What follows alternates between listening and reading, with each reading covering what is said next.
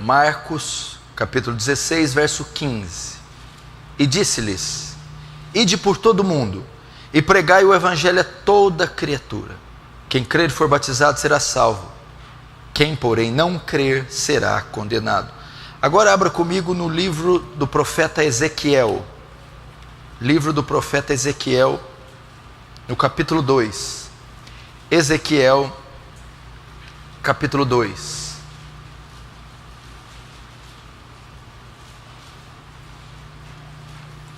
Livro do profeta Ezequiel, no capítulo de número 2.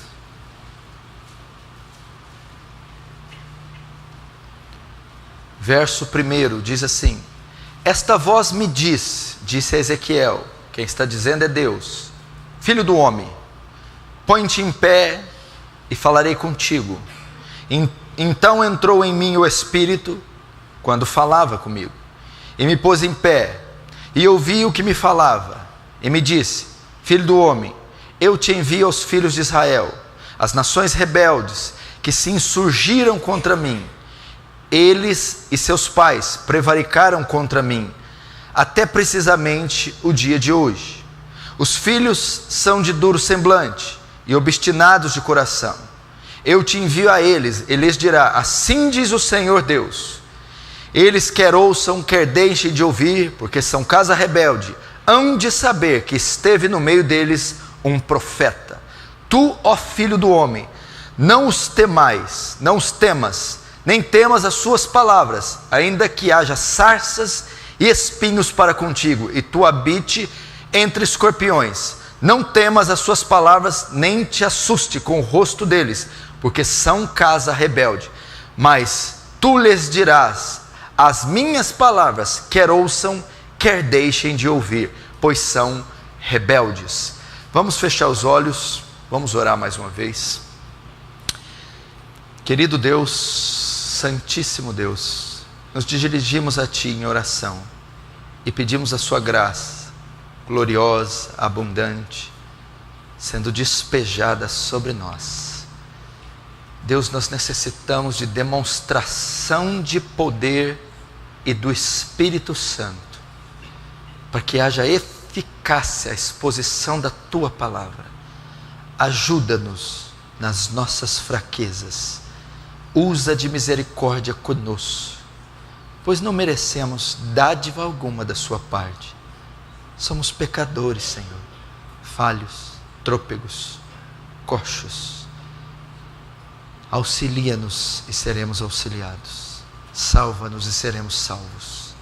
Edifica-nos e seremos edificados, Senhor. Receba a glória para si. Faz teu reino avançar. E mais uma vez eu te peço, através do sermão, conforma-nos à imagem do seu Filho. Em nome de Jesus. Amém. Presta atenção. 2015 já passou. Passou muito rápido o ano de 2015. E se você tiver boa memória, você vai se lembrar do que foi pregado nesse púlpito durante o ano de 2015. Foi uma enormidade de mensagens, das mais distintas, de todas as espécies possíveis. Mas é notório dizer que a mensagem que mais foi pregada foi a mensagem que diz respeito à nossa condição. Foram mensagens apocalípticas, proféticas, a respeito do retorno de Jesus, da segunda vinda, da volta do Senhor. E essas mensagens tinham como propósito, como viés, nos preparar. Mensagens de alerta para a igreja, para o povo de Deus. Mensagens de conserto, de exortação, de advertência, de correção, chamando o povo de Deus para o arrependimento, para uma vida mais plena com o Senhor. E eram mensagens proféticas acerca do que estava por vir. A volta de Jesus, a ira de Deus, o Apocalipse, a consumação dos séculos. E sabendo que o fim se aproxima, que Jesus retornaria e retornará, a mensagem é para que a igreja se preparasse, para que nós cuidássemos de nós, preocupássemos com nossas vidas, nossas famílias, nossas almas. Foi um ano voltado mais para a nossa necessidade, a nossa salvação, por conta do perigo iminente que sonda a terra.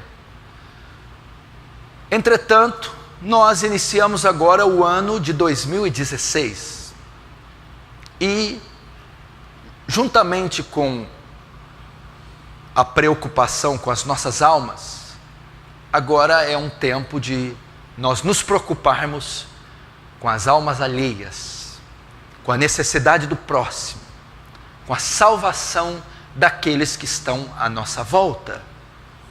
Uma vez que você já tem se preparado, você foi avisado do tsunami que está por vir, da consumação dos séculos, da volta iminente de Jesus, que afirma que ele virá como ladrão na noite, num abrir e fechar de olhos ante a última trombeta. Como relâmpago sai do oriente ao ocidente, assim será a volta do Filho do Homem. Então você foi avisado. Jesus disse: estai de sobreaviso, para que não aconteça que essas coisas vos peguem de surpresa ou de improviso. Você está preparado, está se preparando. Contudo, há uma infinidade de pessoas que nem sabem do perigo que as rondam, nem sabem do perigo que está por vir, estão perdidas nos seus pecados, mortas nos seus pecados. O mundo se encontra completamente desgovernado, como um caminhão ladeira abaixo. As pessoas estão perdendo o bom senso, as pessoas estão perdendo a coerência, as pessoas estão perdendo o amor e a bondade, fazendo do mundo um lugar perigoso de se viver, fazendo do ser humano uma criatura incontrolável, capaz dos atos mais descarados de blasfêmia e de maldade, agindo com requintes de crueldade de norte a sul, leste a oeste desse mundo, em toda a extensão do globo. Não há mais solução. A Organização das Nações Unidas, a ONU, ela está perdida, ela não consegue solucionar.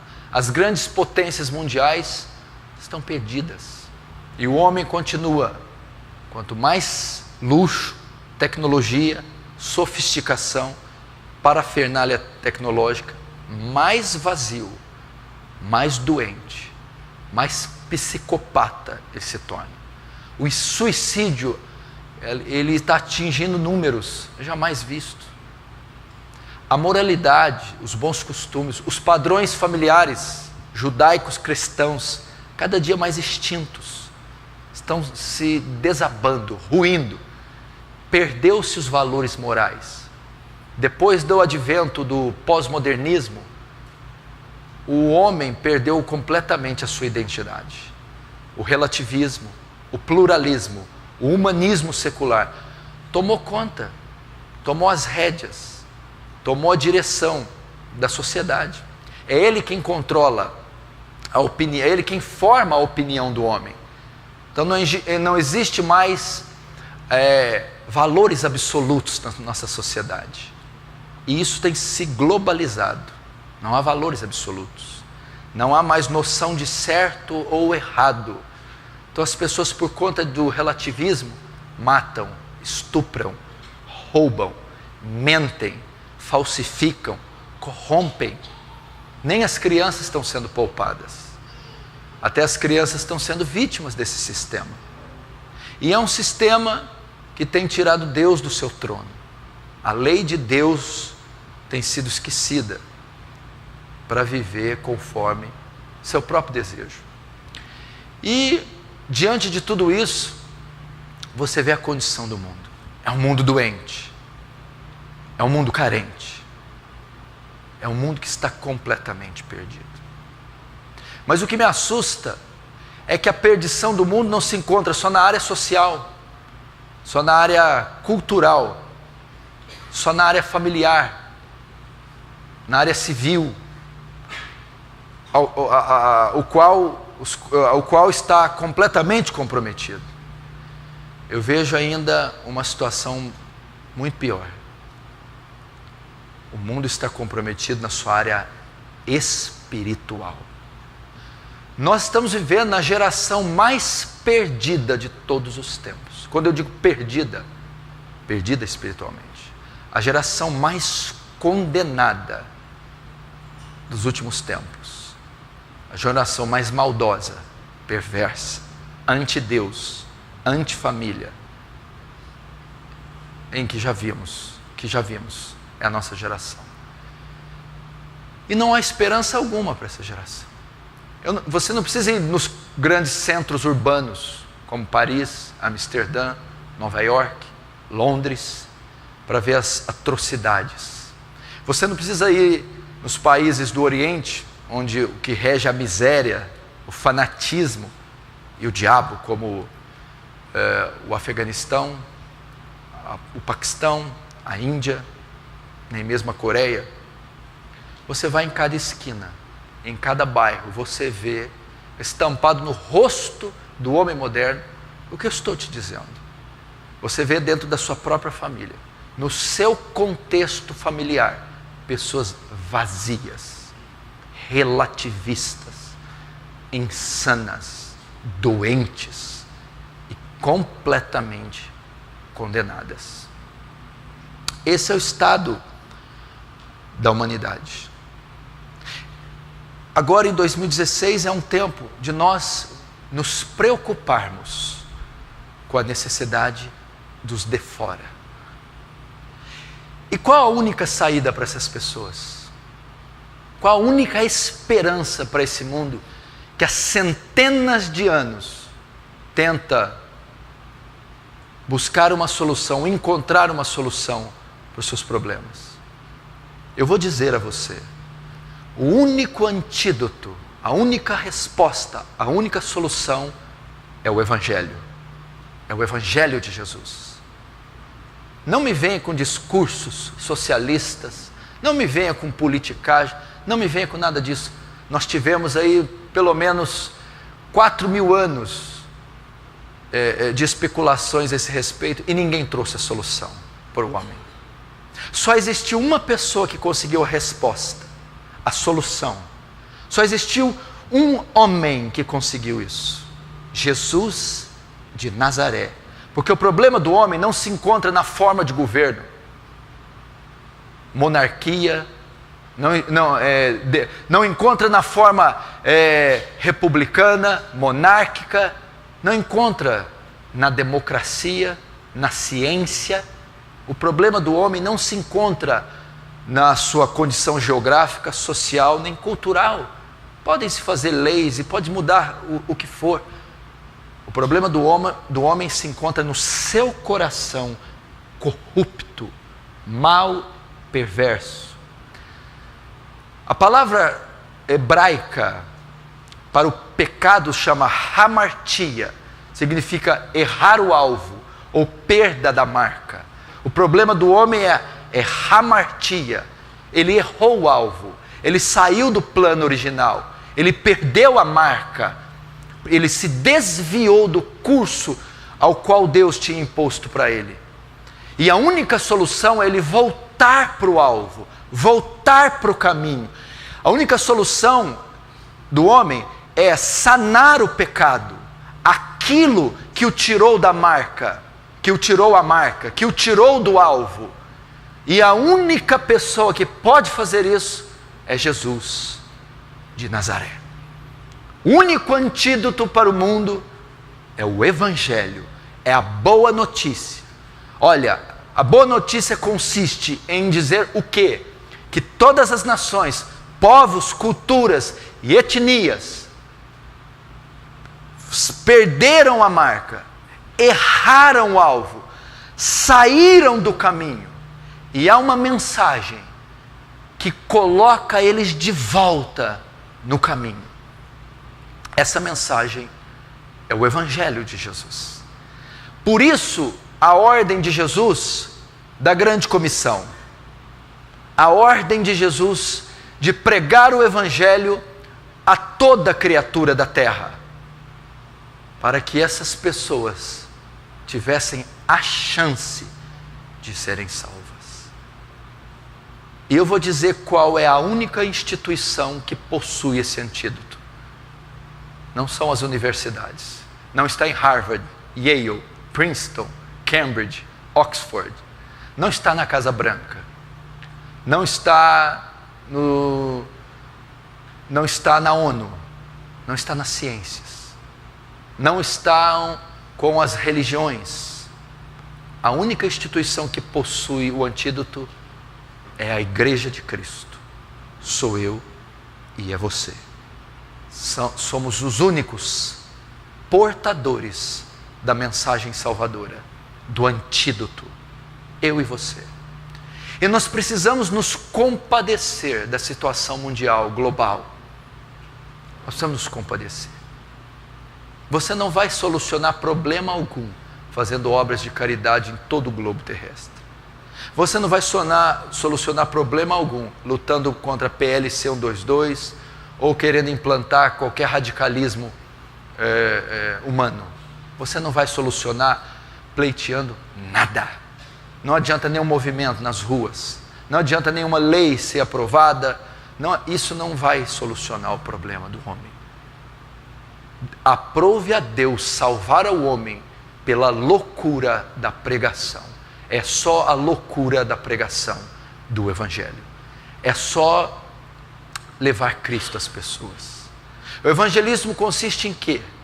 Você se lembra dos irmãos André e Pedro? Um levou o outro até Jesus. O evangelismo consiste em levar pessoas até Jesus. Essa é a única solução. E nós devemos abrir mão da nossa autopreservação, do nosso egoísmo, do nosso egocentrismo e ir até essas pessoas e levar o Evangelho. Você já está salvo. Eu tenho segurança que a maioria aqui está salva, segura. Você achou um porto seguro. Você achou uma base, uma rocha na qual alicerçar a tua vida. Você encontrou a justiça de Deus em Cristo. Foi remido pelo sangue de Jesus. Seu nome está escrito no livro da vida. Mas existem milhões, multidões incontáveis, que nem sequer ouviram o nome dele uma vez sequer. Nenhuma. Que nunca leram um livro da Bíblia, um capítulo, um versículo sequer da Bíblia. Que não tem a menor noção da condição perdida que eles se encontram. O nosso chamado é para cumprir a tarefa da grande comissão. Nós não precisamos de mais ideologias, filosofias, especulações doutrinárias teológicas que atrofiam e deixam a igreja na inércia.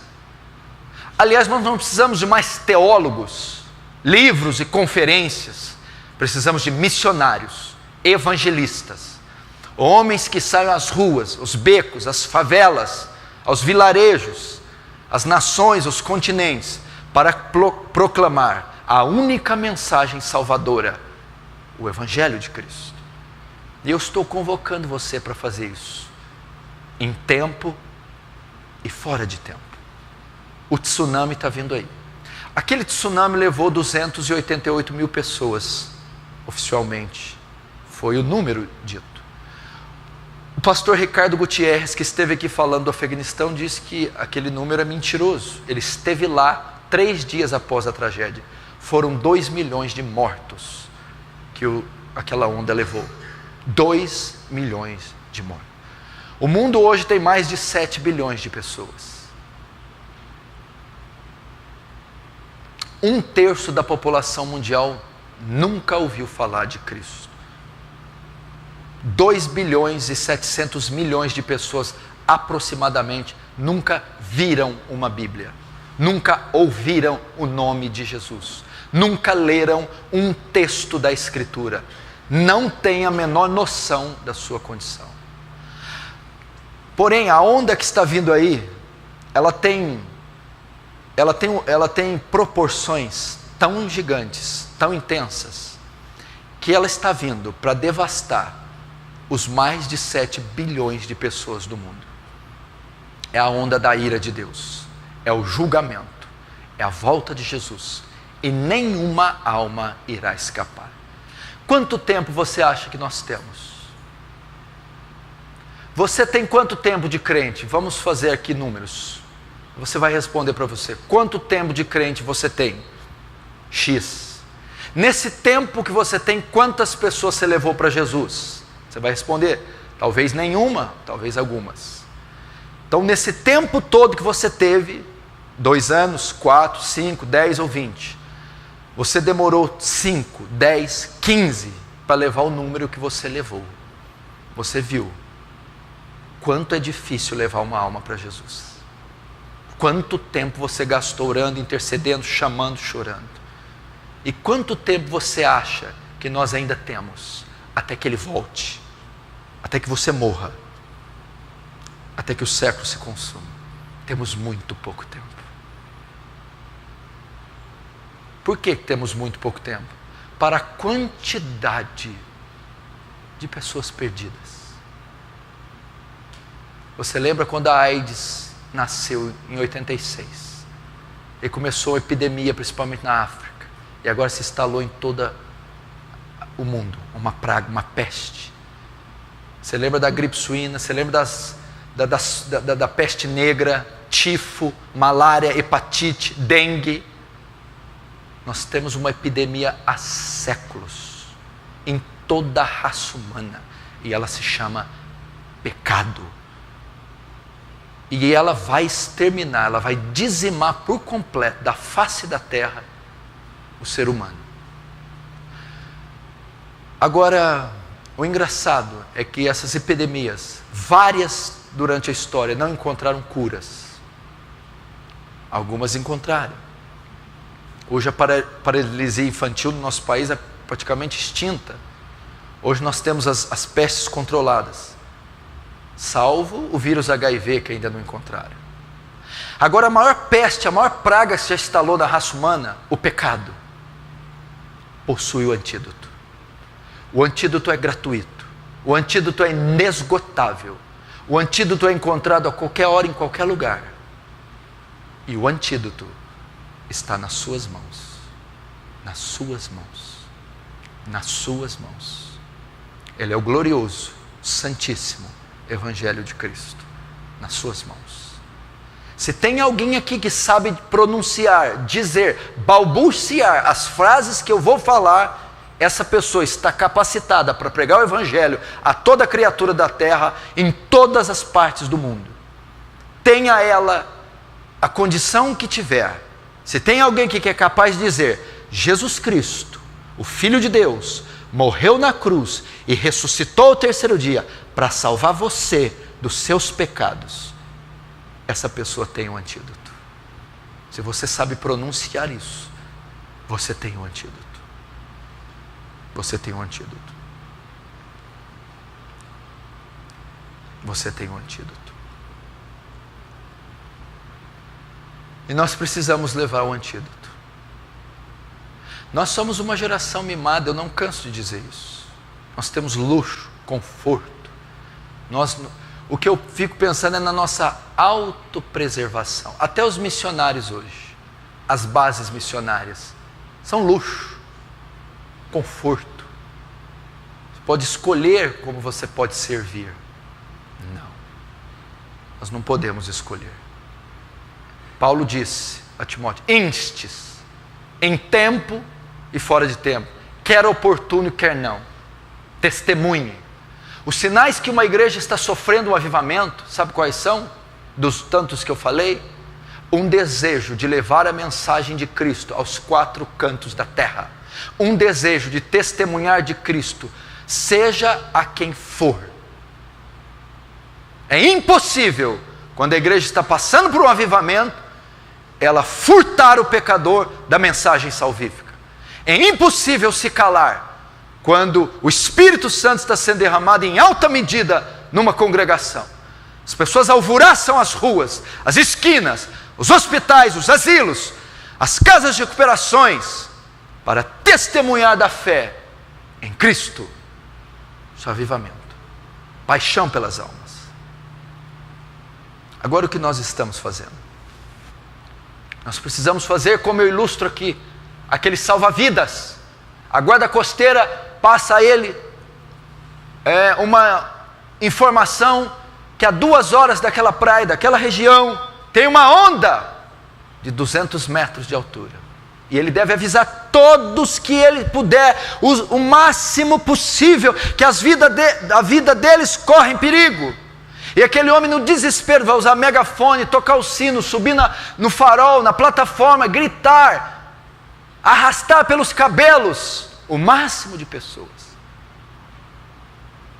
Pois quando você leu a primeira vez Mateus 24, Daniel capítulo 7, 8, 9, 10, Apocalipse, pela primeira vez, 1 aos Tessalonicenses, 1 Coríntios 15, quando você leu pela primeira vez, a guarda costeira celeste, o exército celeste, o Espírito de Deus avisou você, vem uma onda aí, e ela está próxima, vem uma onda aí, vai devastar a terra, vem uma onda aí, e vai condenar a alma dos homens.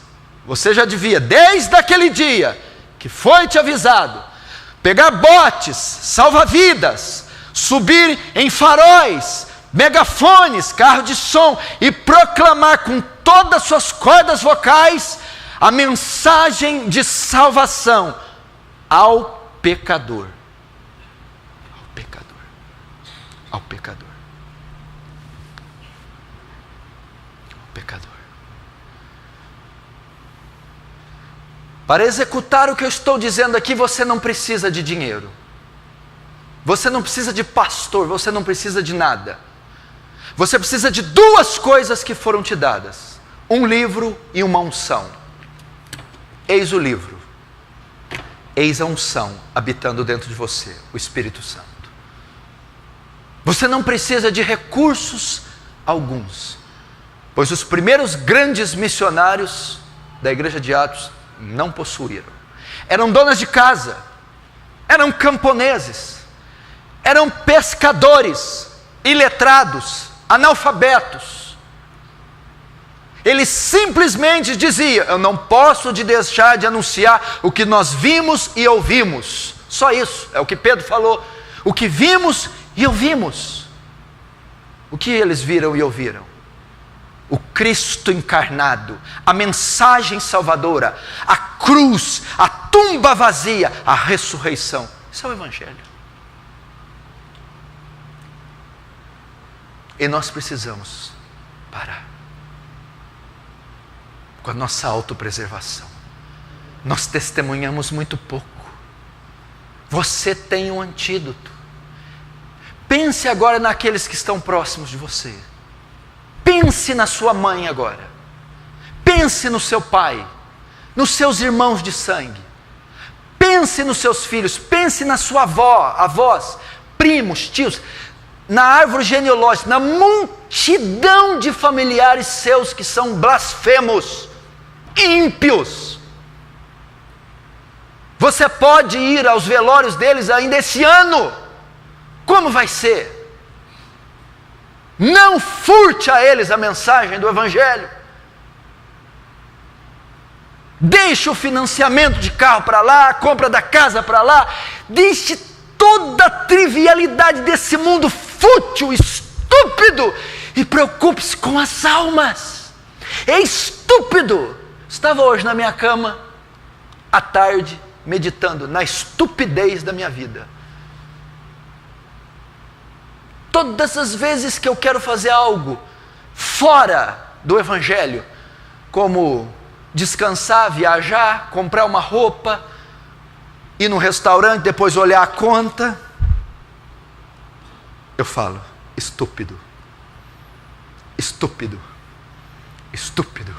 Eu deveria estar me concentrando em almas. Você tem uma alegria momentânea, vê aquela mesa pista fria, aquela carne no churrasco, vê aquela blusa bonita na loja, troca aquele carro, põe uma planta bonita no jardim, compra um quadro, passa 8 minutos e 30 segundos,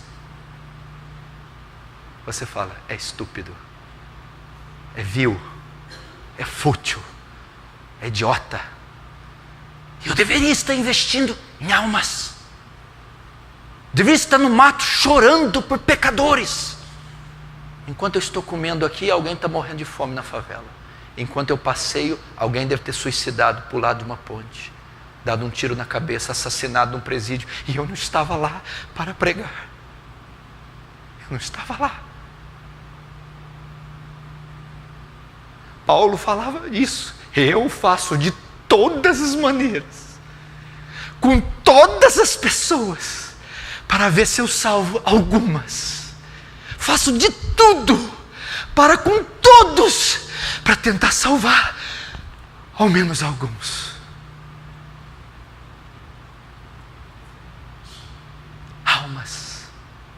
Almas.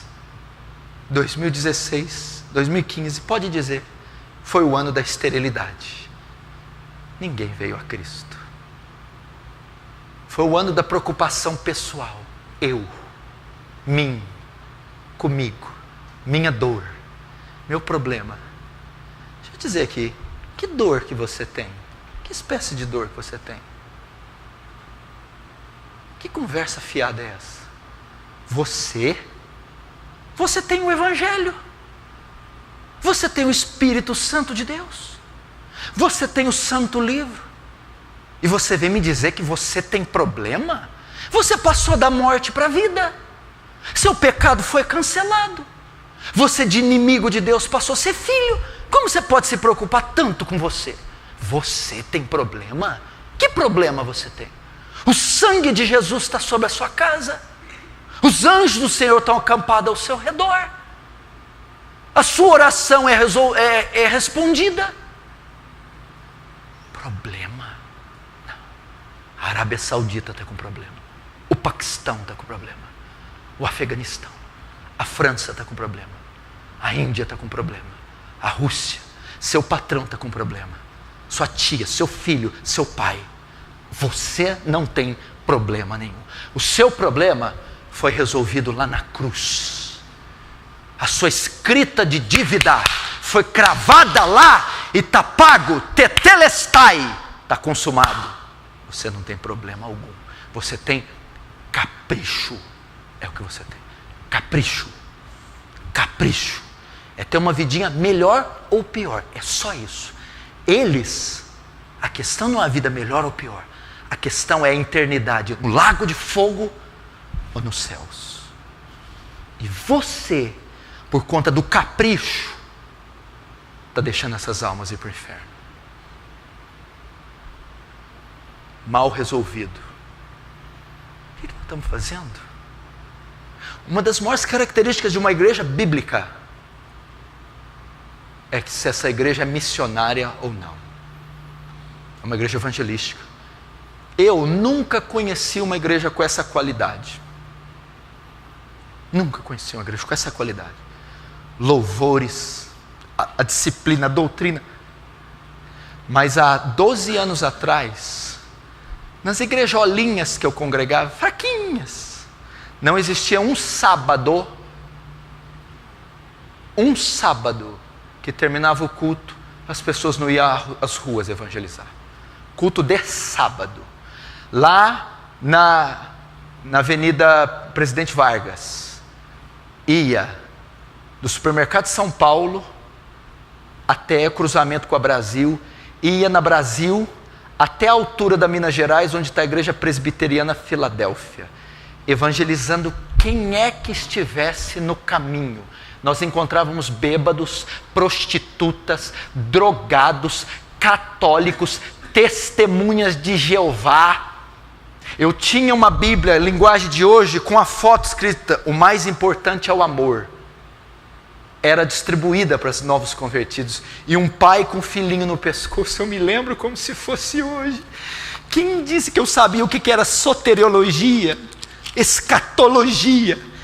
teologia dogmática, exegese, hermenêutica. Eu nunca vi falar isso, não existia internet, pregação, ninguém conhecia nada. Eu só conhecia João 3,16 e sabia que Jesus Cristo morreu para me salvar dos meus pecados na cruz do Calvário. E nós saímos a dizer isto às pessoas todos os sábados, nos ônibus, testificando. Não existia um jovem naquela época que andava sem um folheto no bolso, evangelístico. Hoje não, nós temos que ficar no WhatsApp. A reunião das irmãs, a conversa das irmãs calvarianas, receita de bolo, cabelo, chapinha.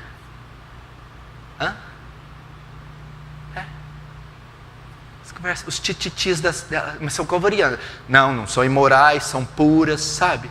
Mas vamos trocar trivialidades puras, trivialidades morais, futilidades santas. Olha que coisa boa, que nome. Vamos ficar fazendo futilidades santas, não pecaminosas.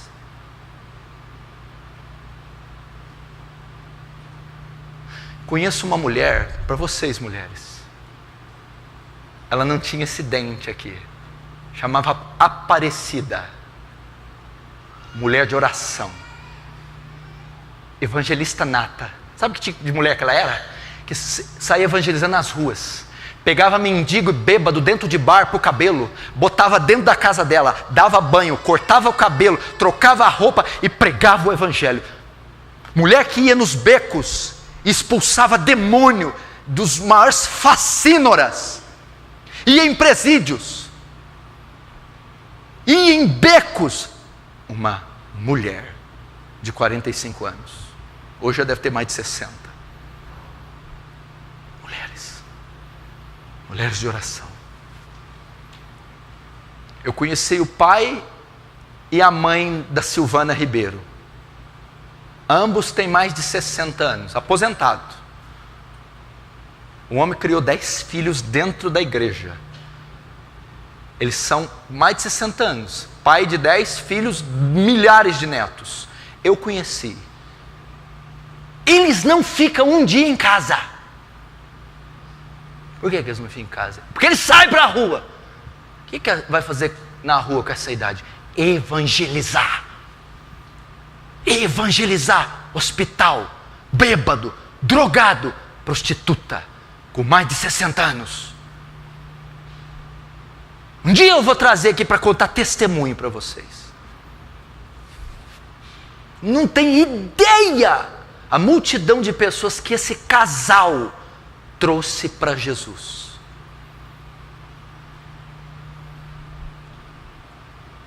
É a única solução que o mundo tem.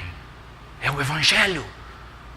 É levar a boa nova da salvação aos perdidos.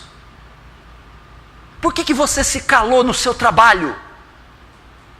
Por que você não testemunha da sua fé no seu trabalho, que custe até o seu emprego? Por que você não confronta a idolatria do seu patrão, o espiritismo, a bruxaria, e abre as escrituras e mostra para ele? Por que você parou de testemunhar na sala de aula? Por que você deixa o professor achincalhar a nossa fé, o nome de Deus, e não fala nada? O que está acontecendo?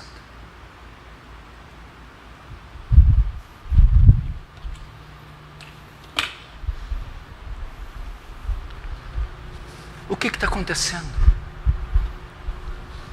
Por que você não usa seus recursos para avançar o Evangelho?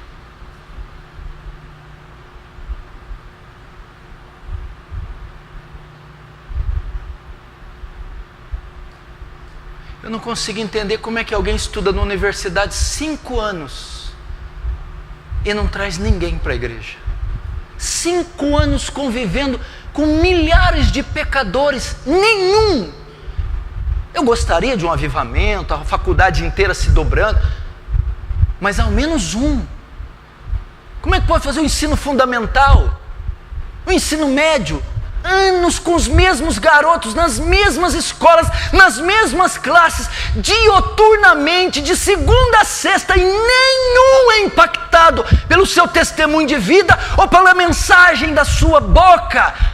Meu querido, você não está os incomodando socialmente, deixando de fazer isso apenas, você está os condenando, você está furtando deles o antídoto das suas almas. Eles estão perdidos, eles nunca mais talvez vão te ver, e você seria talvez o único meio deles serem alcançados.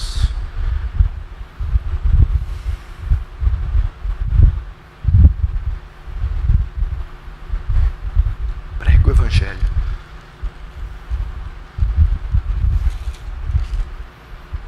Se a minha vida cristã não resulta em salvação de almas, ela é inútil.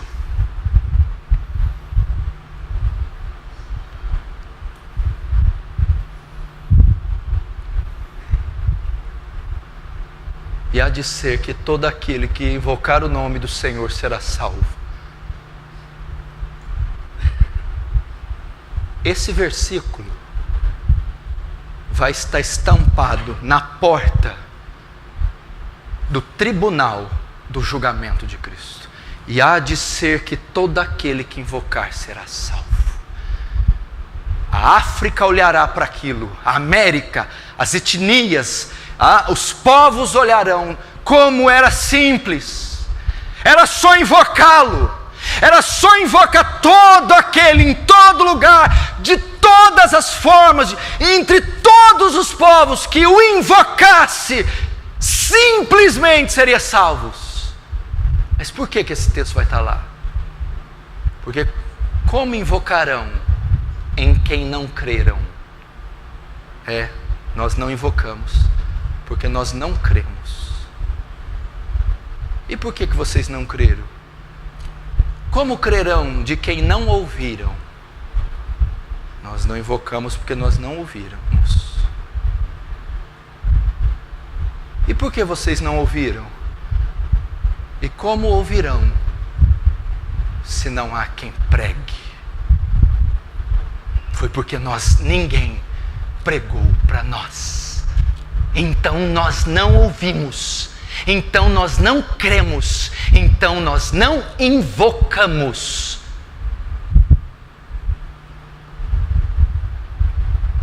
Precisamos pregar.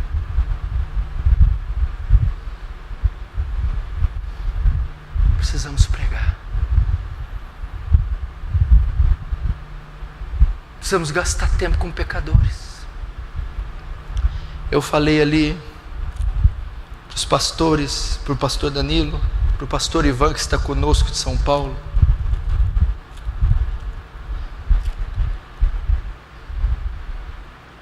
Enquanto a maioria aqui vai deitar para dormir, é a hora que começa meu ministério. Você vai deitar às 10 eu estou saindo de casa. A maioria das vezes eu durmo 2 horas da manhã. Fazendo o quê?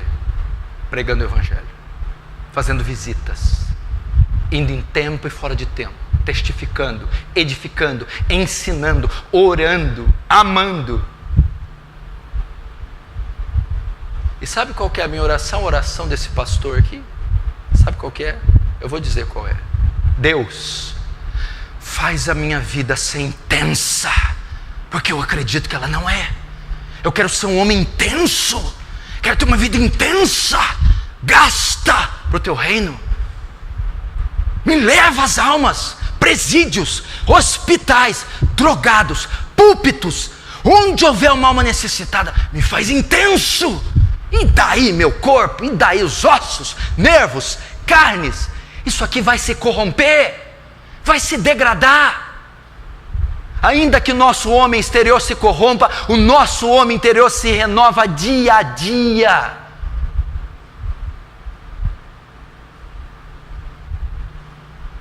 Mas tem que resultar em pecadores, em salvação de pecadores. Meu irmão, Você está debaixo da tarefa da grande comissão. Eu vou dizer a você mais uma vez esse texto. Se eu digo ao pecador que ele vai morrer, e você sabendo disso, não o adverte, ele morrerá pelo seu pecado. Mas o sangue dele demandarei da tua mão naquele dia. Naquele dia. Quantos francanos Deus vai requerer o sangue da nossa mão? Quantos paulistas?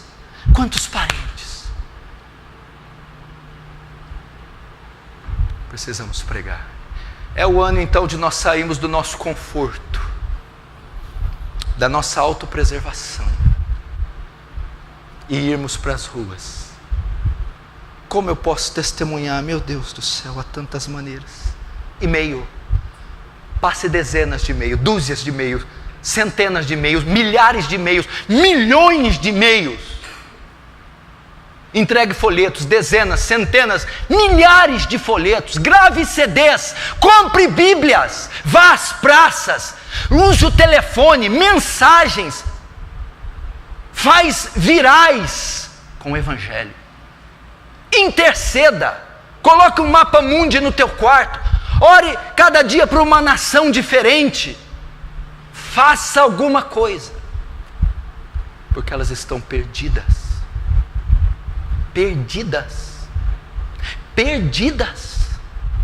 e só você tem a salvação.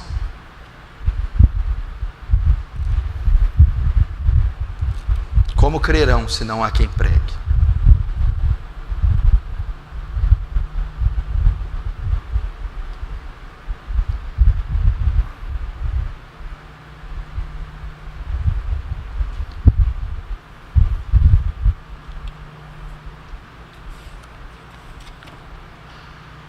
O próprio texto que eu ia pregar de Ezequiel fala uma coisa essencial, e é a única coisa que eu vou falar para você pedir, a única.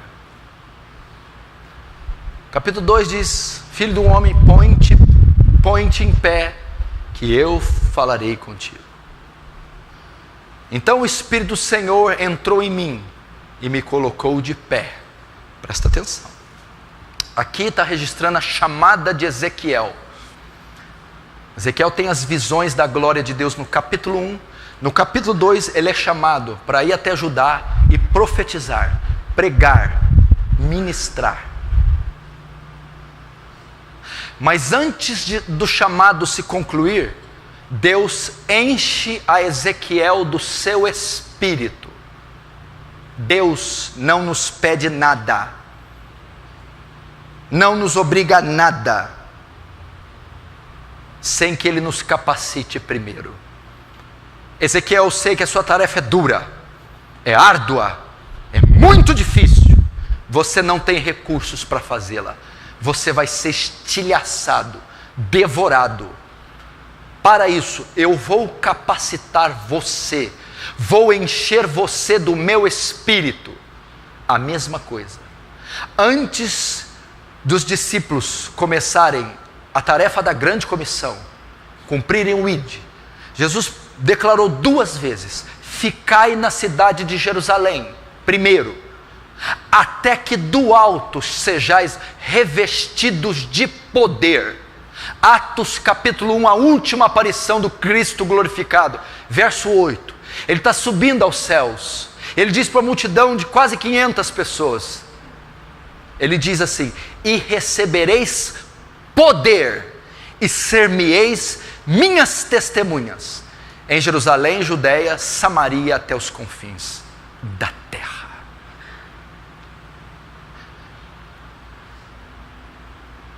Você precisa do poder do Espírito Santo.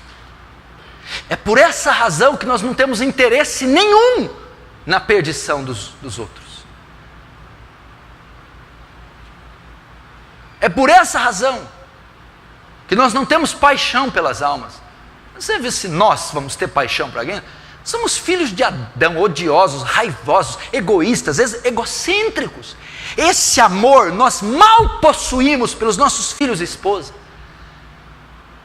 Ter esse amor por facínoras, assassinos, seres truculentos, só Deus tem esse amor. É o amor agape, é o amor que só Deus tem. E a única forma de termos esse amor é o Deus de amor habitando em nós, o Espírito Santo. Então o Espírito Santo que nos impulsiona a ter paixão pelas almas, se compadecer do estado de perdição de gregos e troianos. É o Espírito de Deus que traz paixão.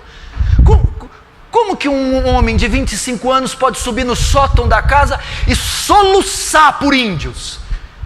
E soluçar, gemer e sair com a cara inchada e olhos inchados pelos índios? David Brainerd. Se não pelo Espírito Santo. Como pode um homem, William Carey, sair da Inglaterra com a família para padecer na Índia fome, escárnio, penúria por um bando de hindus incrédulos? Como ele pode amar aquele povo sujo, imundo, idólatra, senão que o Deus de amor habita nele? Como Hudson Taylor pode passar aquelas penúrias, perder 2 filhos e a esposa? 2 filhos foram mortos na China, a própria esposa, e ele continuar, sofrer uma queda, fraturar a coluna, ficar sem andar e ainda assim não desistir da China, senão o Deus de amor no seu coração.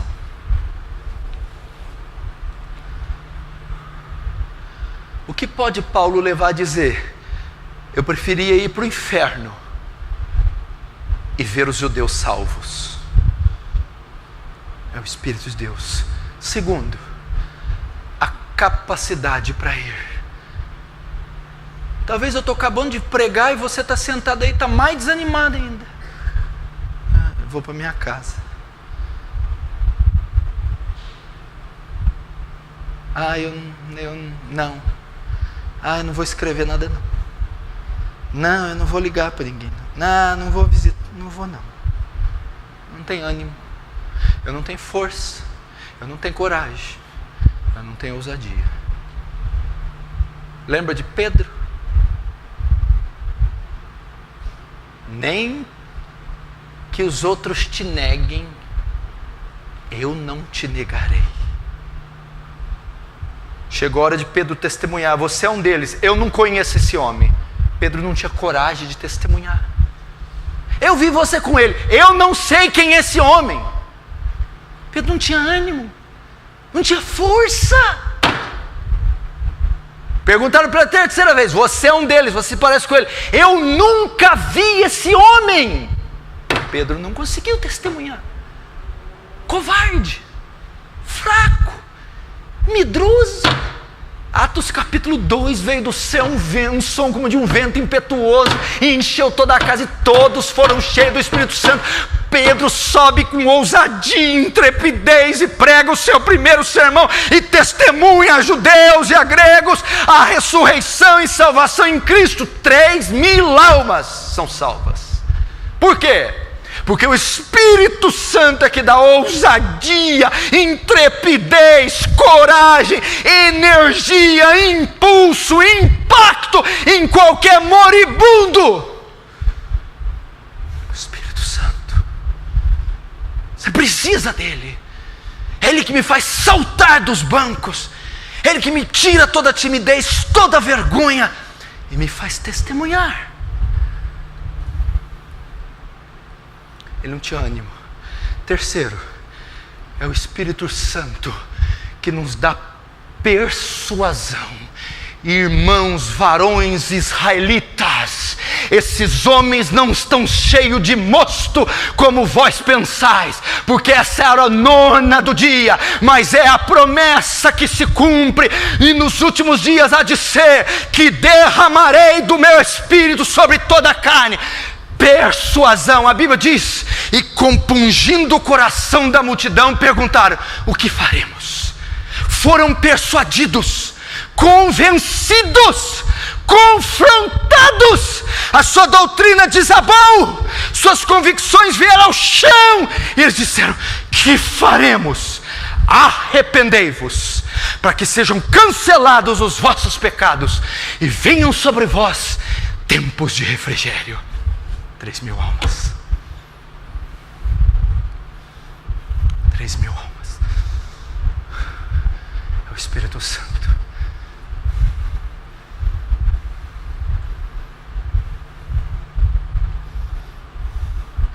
É o Espírito Santo.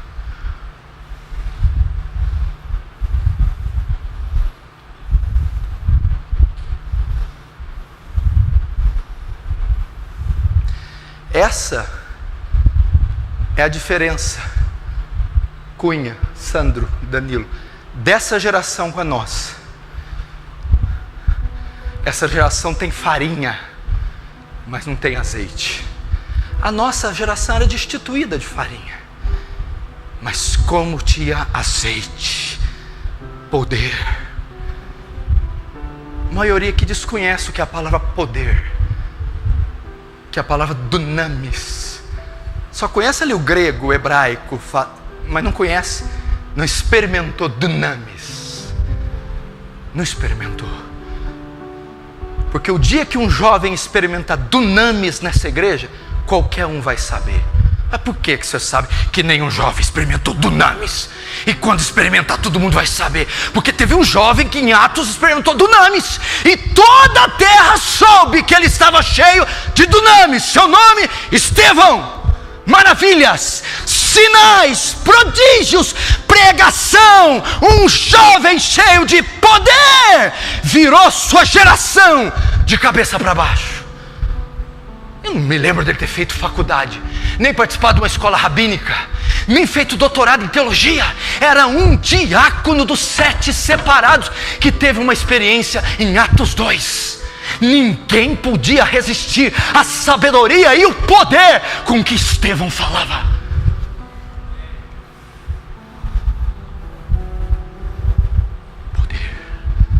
Poder para testificar. Mas presta atenção, eu não vou pregar porque eu vou pregar. Eu não vou pregar porque, meu Deus, até o evangelismo é relativizado, é engessado, litúrgico, religioso. Não, eu vou pregar porque Deus, vendo a multidão, se compadeceu dela. Deus, vendo o cego, foi movido de íntima compaixão.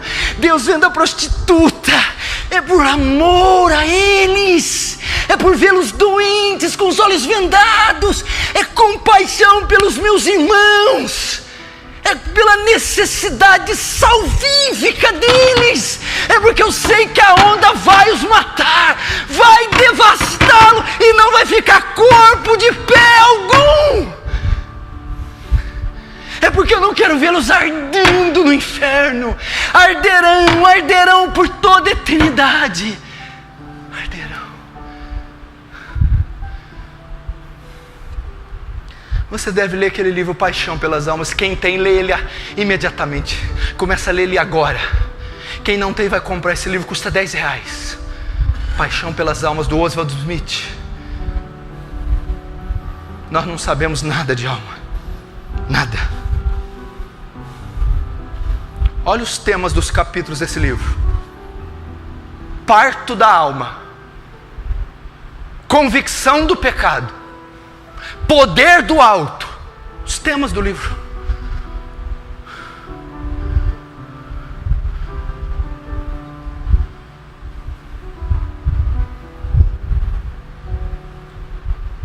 Prega. Prega! Vai na praça de alimentação, no shopping, prega! Você um dia já não ficou naquela praça e ficou com a menina em pecados? Agora, para compensar, vai lá no meio e prega o evangelho.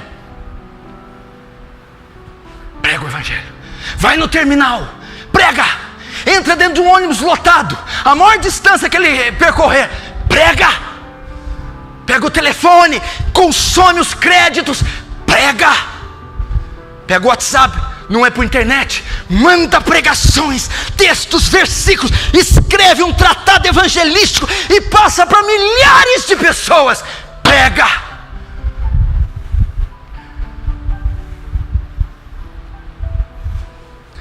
Prega. Vai na escola que você estudou, pede o histórico para o diretor de todos os alunos que você estudou.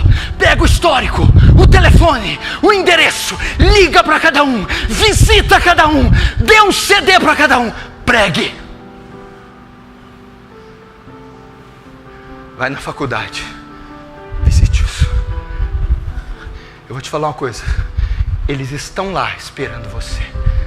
Estão lá sentados agora, na frente de um televisor, só esperando você pregar.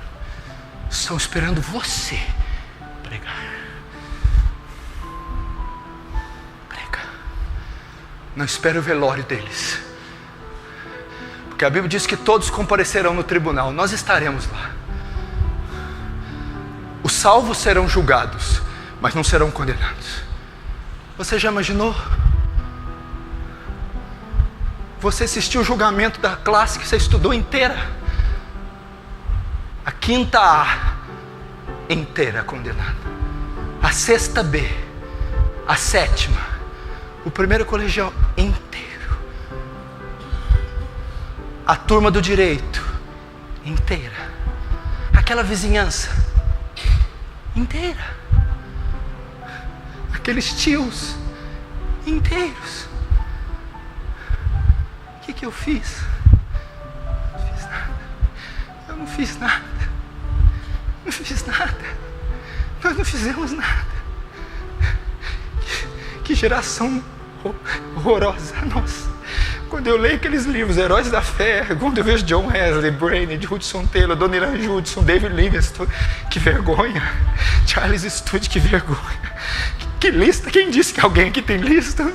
Temos lista de compra, lista de desejos, temos lista de amigos no Facebook, mas não temos lista. Que lista de pecadores? O que é que você está falando para nós? Isso não existe. Eu estou mal cuidando da minha própria vida. Meu Deus, que vergonha, que vergonha, que vergonha. É uma vergonha. Eu não consigo me desvencilhar dessa vergonha, dessa geração. Eu não consigo. Ela é muito fútil, ela é muito idiota. Eu não consigo.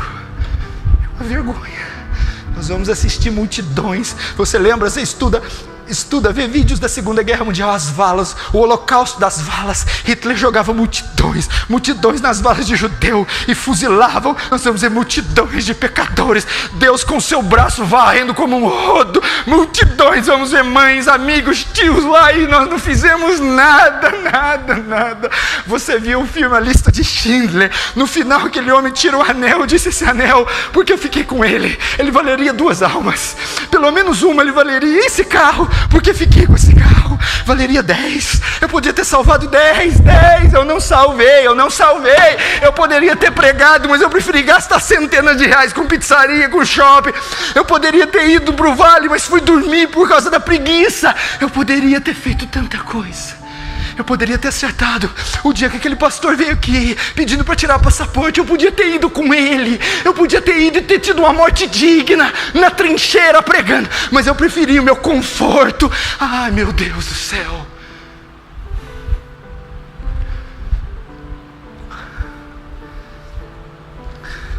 O culto vai acabar daqui 20 minutos. Passou a tristeza, daqui 20 minutos nós vamos voltar para nossa rotina horrorosa, infrutífera, gorda, estéril. Daqui 20 minutos tudo isso vai acabar e nós vamos voltar para a nossa realidade.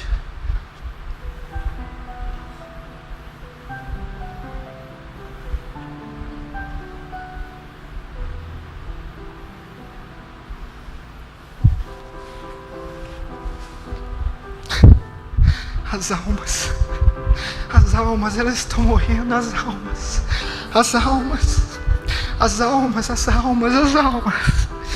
almas. Teve um dia que 2:30 da manhã, 3 da manhã, meu telefone tocou. Era o Jonathan. Ele me ligou e começou a chorar. Eu falei: o que foi, Jonathan? Pastor, são muitos. O quê? Eu fiz uma lista de pecadores. Pastor, são muitas. É gente demais. Eu não vou conseguir, pastor. 3 horas se revolvendo na cama. As almas são muitas. Eu fui notando familiares, amigos, parentes, vizinhos. São muitas. Eu não vou conseguir, são muitas. Onde está a sua lista? Onde está a sua lista de pecadores? Onde estão as almas?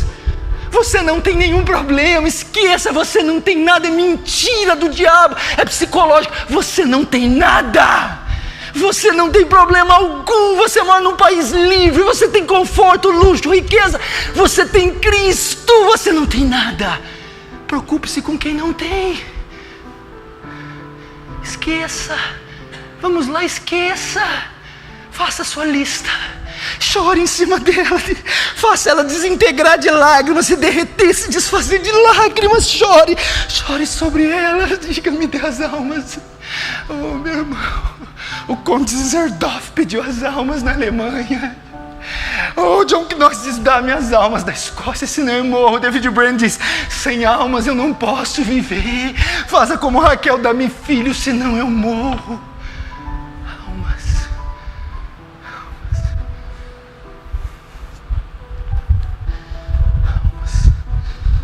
Elas estão morrendo. Elas estão morrendo. Elas estão morrendo. Elas estão morrendo. O que a gente pode fazer?